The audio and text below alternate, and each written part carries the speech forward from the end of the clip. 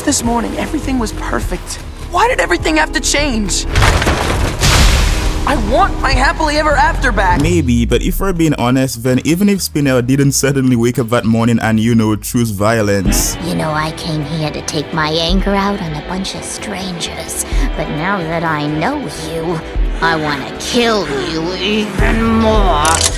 God damn, girl. Then our boy Steven would still eventually have to face the horrifying fact that he was basically immortal, a massively game-changing detail that I feel like the show never really made much of an effort to explore at all.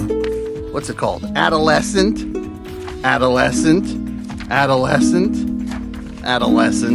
What a sick joke! I mean, it's not like Steven can't die, it's only whenever he feels like it, which somehow seems to make his immortality even worse. He's out of line. But he's right. Alright, so just to set the stage, Steven dedicated his entire life to helping all of the people around him, many of whom were thousands of years older than the guy, mind you, but the point is that having people around him who were constantly in need of help helped Steven forget about the reality that he was born with what is quite easily one of the worst curses in fiction. Do you have any idea how long we live? The older we get, the slower we age. Immortality, the ability to live forever. The vast majority of the time whenever a writer chooses to bring up the idea of immortality, it's included under an extremely negative connotation, which does make sense to an extent. I mean, who wants to have to watch all of their family and friends along with the entire solar system crumble to dust and blow away, right? He said it! But yeah, every single one of the gems on Steven universe are effectively immortal, including our boy Steven himself and potentially even Lars because of his magical revival on Homeworld. But aren't you hungry? Maybe you only eat magical lizards now like Lion. Are you hungry for lizards? Yet at the same time, none of the countless immortal characters on the show really seem to be bothered by their immortality or put that much thought into the reality that not only will they most likely outlive everyone else in Beat City, but as a result of Rose Quartz's decision to start a rebellion in the first place, the Crystal Gems also made up their minds to dismantle the Gem Empire. I can just keep messing up and fixing things forever, and you'll never have to know or think about any of it. Steven. Which was one of the only things in the universe that actually gave their life purpose, something to keep fighting for, a factor that seems to be hurting more gems in the present day than it's been helping. And no, I promise that this video isn't Homeworld Propaganda. Or is it? No. Speaking about Rose Quartz and the Gem Empire, the fact that Rebecca Sugar, being the creator of the show, along with the rest of the Croniverse, knew that she was eventually going to get revealed as being Pink Diamond from the very beginning of the series is beyond amazing. Let me get this straight. Rose Quartz, leader of the Crystal Gems? Steven's mom was actually Pink Diamond? Yes! And there are a boatload of scenes that work even better if you rewatch them after the Pink Diamond reveal, but there is one scene in particular that surprisingly seems to get worse because of the Pink Diamond reveal. We didn't fuse. What? God damn, girl. Do you remember when Rose Quartz, after finding out that Greg was trying his best to fuse with her during the season 2 episode titled We Need to Talk, would choose to just straight up laugh in his face? You can't fuse. Well, this scene has always bothered me for two major reasons, which are of course intertwined with Rose Quartz's true identity and the reason for why the woman made up her mind to rebel against her own kind in the first place. Oh boy. This is so weird. You really are an alien.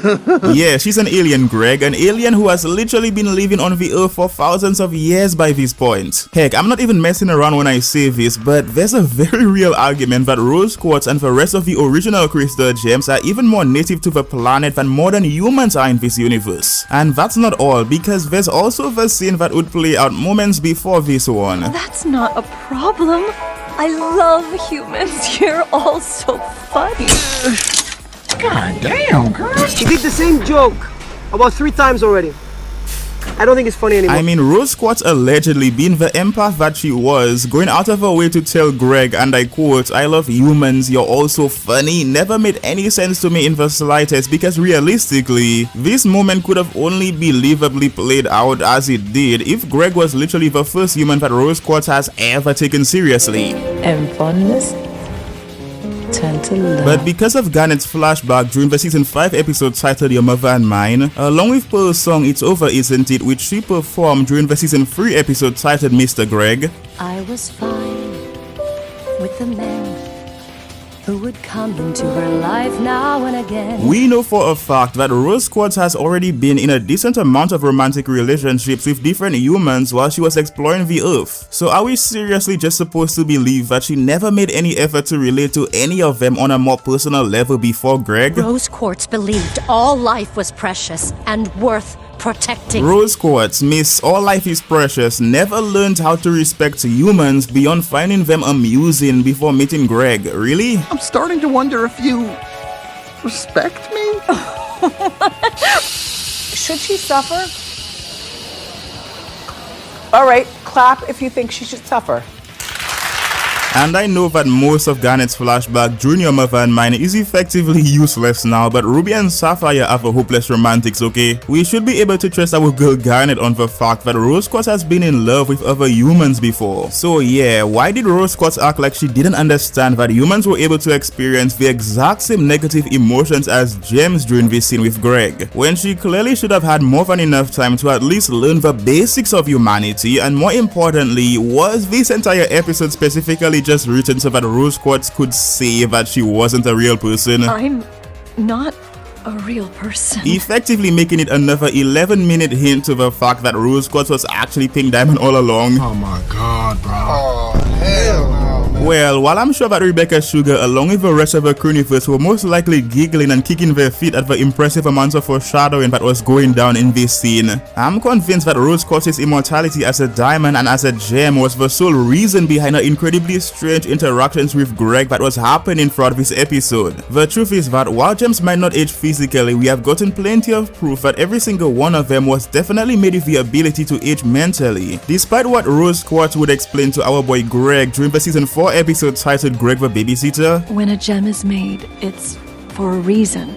They burst out of the ground already knowing what they're supposed to be. When fusions are formed for the first time, they usually always act like children who are stumbling through the world, some more literally than others. Take our girl Garnet for example. We were explicitly shown on multiple occasions, but most notably during the season 2 episode titled The Answer, that Garnet surprisingly had to grow and learn how to become her own gem outside of Ruby and Sapphire. And yeah, the entire idea that it was physically impossible for the diamonds and gems as a spacefaring race to change their minds would be destroyed during the finale of the show, which was literally titled Change Your Mind. But where does any of this leave us when it comes to explaining how immortality of all things was the cause behind Rose Quartz's incredibly strange and alien interactions with Greg? Well, in order for Rose Quartz to have acted as she did during the events of We Need to Talk, when you take her extensive history with humanity into account, I'm thinking that she was forced to watch most of her past lovers die in front of her, which naturally led her to growing more and more distant with her future lovers along with humanity on a whole. We have no reason to believe that Greg was the first human that Rose Quartz was ever able to have a real conversation with, but it would make sense if he was the first one who was able to make her understand what she needed to do in order for her to escape her immortality and truly become human. Either way, I'd love to hear your thoughts on this discussion, and I'm really hoping that Last of Us Stars will be able to find the time to show us how Steven and the rest of the gems have been dealing with their immortality, because I'm sure that it's another worthy contender to get called out as being one of the darkest secrets of a fallen gem empire.